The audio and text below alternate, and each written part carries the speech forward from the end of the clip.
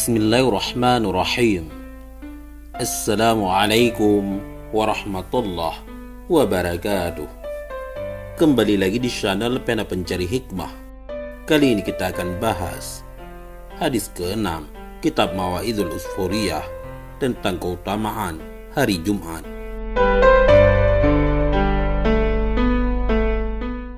Jangan lupa subscribe video ini, komen, dan berlangganan, serta bagikan video ini agar bermanfaat bagi semua.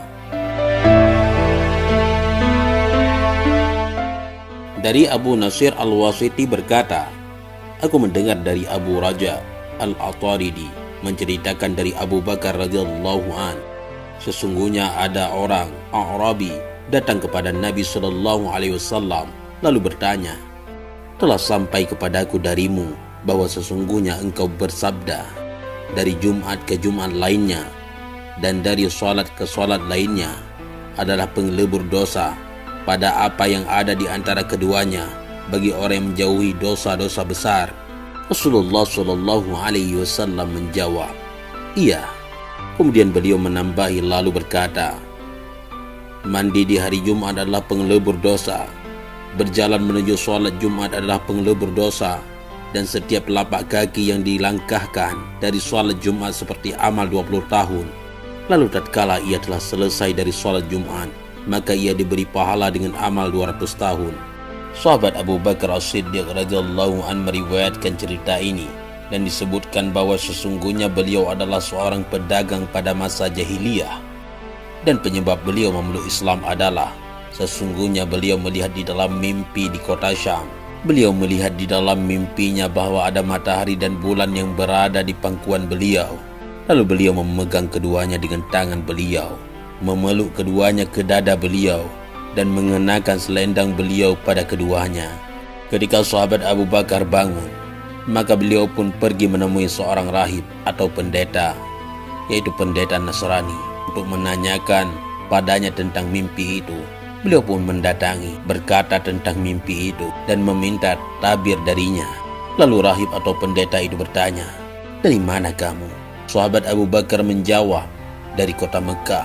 Rahib itu bertanya, dari kabilah suku mana? Sahabat Abu Bakar menjawab, dari kabilah Taim. Rahib itu bertanya, apa pekerjaanmu? Sahabat Abu Bakar menjawab, berdagang. Rahib itu berkata, akan datang di zamanmu seorang dari Bani Hashim yang bernama Muhammad Al-Amin yang dapat dipercaya. Ia berasal dari kabilah Hashim dan ia adalah Nabi akhir zaman. Jikalau tidak ada ia, maka Allah tidak menciptakan langit, bumi, dan makhluk yang ada di dalamnya.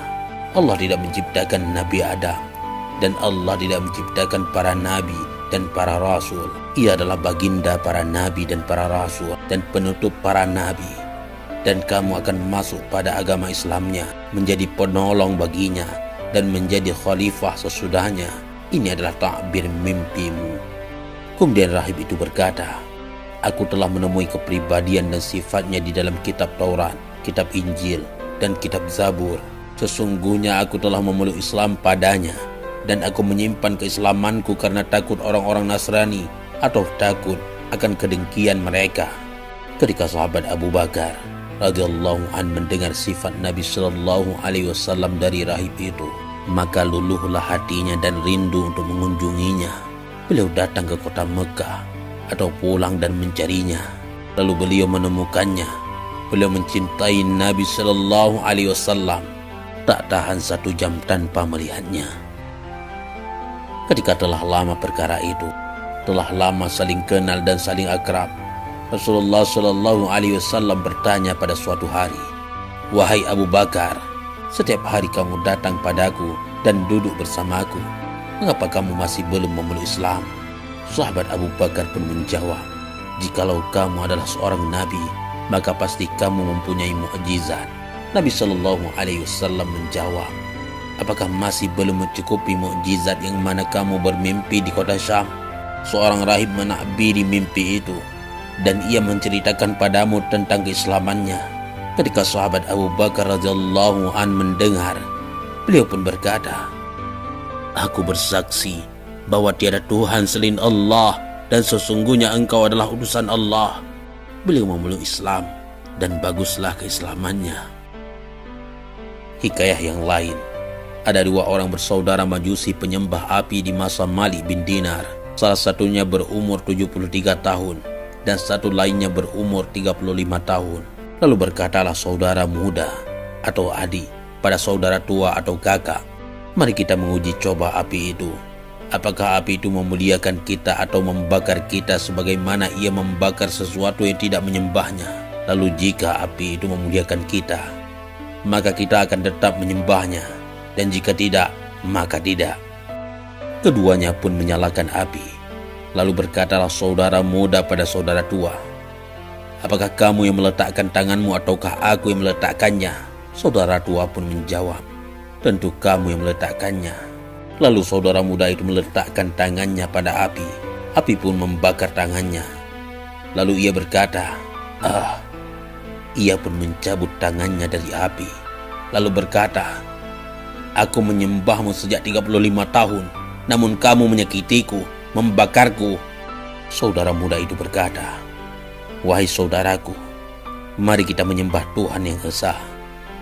Jikalau kita berbuat dosa dan meninggalkan perintahnya 35 tahun, maka ia mengampuni kita dan memaafkan kita dengan taat 1 jam dan permohonan ampun sekali saja."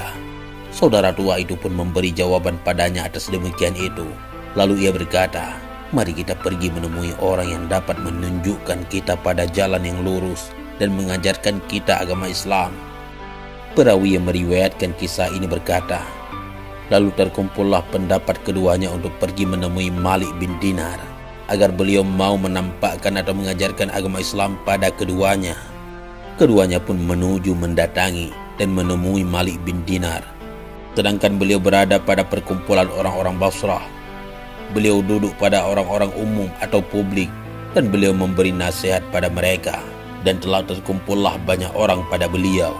Ketika keduanya sudah melihat Malik bin Dinar, berkatalah saudara tua pada saudara muda, "Telah tampak padaku agar aku tidak memeluk Islam karena kebanyakan umurku telah berlalu dalam menyembah api.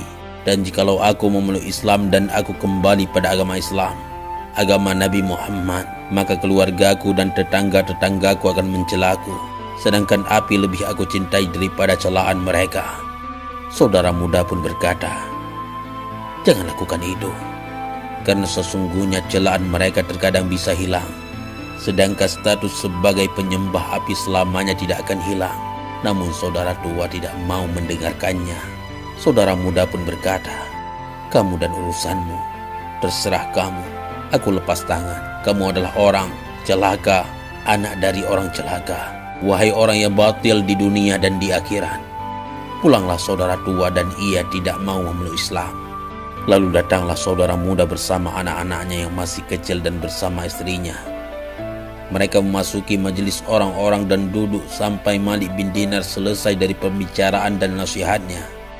Kemudian berdirilah pemuda itu atau saudara muda menemui Malik bin Dinar dan menceritakan kisahnya. Ia meminta Malik bin Dinar untuk menampakkan atau mengajarkan agama Islam padanya dan pada keluarganya. Malik bin Dinar pun menampakkan atau mengajarkan kepada mereka dan mereka semua masuk Islam. Menangislah semua orang karena bahagia. Dan pemuda itu atau saudara muda hendak pulang. Lalu Malik bin Dinar berkata padanya, "Duduklah sehingga aku dapat mengumpulkan sedikit harta dunia untukmu dari sahabat-sahabatku." Pemuda itu pun menjawab, "Aku tidak ingin menjual agama dengan dunia." Kemudian ia pergi. Pemuda itu pun memasuki Qarabah. Lalu ia menemukan sebuah rumah yang bisa ditinggali. Lalu ia tinggal di dalamnya. Catatan, maksud kata Qarabah adalah daerah yang sudah runtuh atau rusak dan tak dihuni.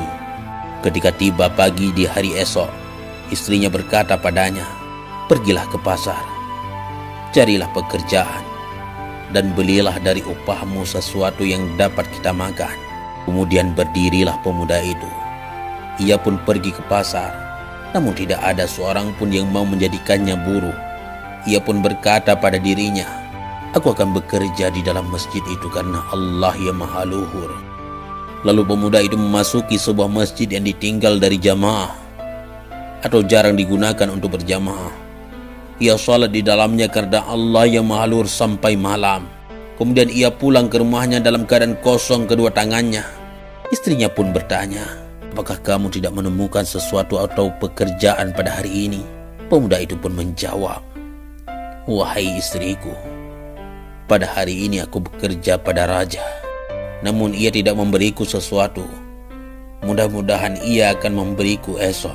Mereka semua pun bermalam dalam keadaan kelaparan. Ketika tiba pagi di hari esok, pemuda itu pun pergi ke pasar. Namun ia tidak menemukan sebuah pekerjaan. Pergilah ia ke masjid itu dan sholat di dalamnya karena Allah yang Maha Luhur sampai malam. Kemudian ia pulang ke rumahnya dalam keadaan kosong kedua tangannya.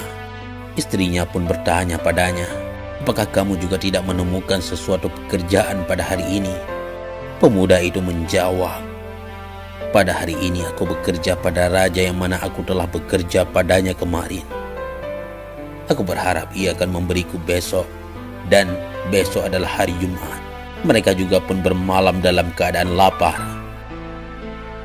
Ketika tiba pagi di hari esok, dan hari itu adalah hari Jumat, maka pergilah pemuda itu ke pasar. Namun ia tidak menemukan sebuah pekerjaan. Ia pun pergi ke masjid itu.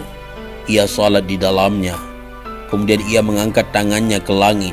Lalu ia berdoa, wahai Tuhanku, wahai bagindaku, wahai pelindungku, Engkau telah memuliakanku dengan memeluk agama Islam. Engkau memahkotahiku dengan mahkota Islam, dan Engkau memberiku petunjuk dengan mahkota petunjuk. Maka dengan menghormati agama yang mana Engkau telah merizkikanku pada agama itu, dengan memeluk agama itu, dan dengan menghormati hari yang penuh berkah lagi mulia yang mana derajatnya agung di sisimu, yaitu hari Jumat, aku memohon kepadamu agar Engkau menghilangkan susahnya mencari nafkah keluargaku dari hatiku, dan memberiku rizki yang mana aku tidak menyangkanya. Maka aku, demi Allah, aku malu pada istriku dan keluargaku. Aku takut berubahnya keadaan pada mereka karena barunya keadaan mereka di dalam agama Islam. Perawi yang meriwayatkan kisah ini berkata, kemudian pemuda itu berdiri dan tersibukkan dengan sholat. Ia sholat 2 rakaat. Ketika telah tiba pada waktu pertengahan siang, pemuda itu keluar untuk sholat Jumat, sedangkan rasa lapar telah mengalahkan atau dirasakan anak-anaknya. Datanglah seorang ke pintu rumahnya yang mana di dalamnya ada keluarganya. Orang itu mengetuk pintu mereka. Keluarlah istrinya. Lalu tiba-tiba orang itu adalah pemuda yang berwajah tampan. Di tangannya membawa talam dari emas yang tertutupi oleh kain serbet yang disulam emas dengan benang emas. Lalu orang itu berkata pada istrinya, ambillah talam ini dan katakan pada suamimu, ini adalah upah pekerjaanmu dalam 2 hari. Maka bertambahlah kamu di dalam pekerjaan, maka kami akan menambahimu upahnya, khususnya pada hari ini, yakni hari Jumat. Karena sesungguhnya pekerjaan yang sedikit pada hari ini di sisi raja yang perkasa adalah banyak. Istrinya pun mengambil talam itu, namun ternyata di dalamnya ada 100 dinar. Lalu ia mengambil 1 dinar dan pergi kepada tukang penukaran uang. Dan tukang penukar uang itu adalah orang Nasrani. Tukang penukar uang itu pun menimbang dinarnya. Ia menambah dari 1 miskal ke 2 miskal. Catatan, maksud kata miskal di sini adalah logam pemberat yang digunakan untuk menimbang dan mengetahui berapa berat barang yang ditimbang. Lalu tukang penukar uang itu melihat di dalam ukiran dinar. Ia pun mengetahui bahwa dinar itu merupakan hadiah akhirat. Ia bertanya kepada istri pemuda, dari mana kamu menemukan dinar ini? Istri pemuda pun mengisahkan kepadanya. Tukang penukar uang itu bertanya, tampakkanlah, ajarkanlah aku agama Islam. Lalu ia pun memeluk agama Islam. Kemudian ia memberikan 1000 dirham pada istri pemuda. Lalu ia berkata, jika 1000 dirham ini telah habis, maka beritahu aku. Ketika pemuda itu selesai sholat, ia pun meneruskan pulang ke rumahnya dalam keadaan kosong kedua tangannya. Ia membeber kain serbet, memenuhinya dengan pasir, dan berkata pada dirinya, jika istriku bertanya apa ini, maka aku akan menjawab padanya, aku membawa tepung. Ketika pemuda itu masuk ke Kharabah, ia pun melihat rumahnya. Maka tiba-tiba rumahnya terpasang tikar dan ia mendapati bau makanan di dalamnya. Lalu ia pun meletakkan kain serbet itu di sebelah pintu supaya istrinya tidak mengetahuinya. Lalu pemuda itu bertanya pada istrinya tentang keadaan dan apa yang telah ia lihat di dalam rumah. Istrinya pun menceritakan kisah itu padanya. Lalu ia bersujud kepada Allah yang maha mulia lagi maha agung karena syukur. Kemudian istrinya bertanya pada pemuda itu, "Apa yang kamu bawa di dalam kain serbet?" Ia pun menjawab pada istrinya, "Jangan tanya padaku." Lalu istrinya pergi. Ia membuka kain serbet itu. Maka tiba-tiba pasir telah menjadi tepung dengan izin Allah yang maha luhur. Pemuda itu pun bersujud karena syukur dan ia menyembah Allah sampai Allah yang maha mulia lagi maha agung mewafatkannya. Al-Faqih, semoga rahmat Allah terlimpahkan pada beliau. Beliau berkata, "Angkatlah tangan kalian ke langit dan berdoalah dengan menghormati hari Jumat. Maka ampunilah dosa-dosa kami dan hilangkanlah kesusahan kami." Pemuda ini, ketika ia berdoa kepada Allah dan memohon pertolongan kepadanya dengan hak hari Jumat, sehingga Allah mengabulkan hajatnya dan memberikan rizki tanpa disangka-sangka, maka demikian juga kita. Tatkala kita berdoa pada hari Jumat, mudah-mudahan Allah mengabulkan hajat-hajat kita, maka sesungguhnya Ia adalah Tuhan yang maha pengasih lagi maha penyayang dan Tuhan yang maha pemurah. Wallahu a'lam bishawab. Mudah-mudahan ini semua bermanfaat. Assalamualaikum warahmatullahi wabarakatuh.